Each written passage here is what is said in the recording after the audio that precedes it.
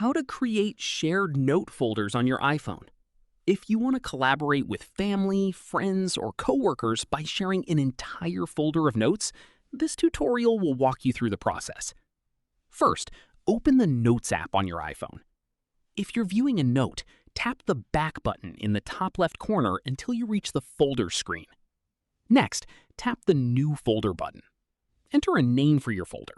Then make sure it's created under your iCloud account, since shared folders are only supported with iCloud Notes. Tap Save to create the folder. Now, open the folder you just created. Tap the More button in the top right corner, then choose Share Folder. Select how you'd like to invite people, such as messages, mail, or another sharing option. Before sending the invitation, you can choose whether the people you invite can make changes or only view the folder. Next, select the people you want to share the folder with, then send the invitation.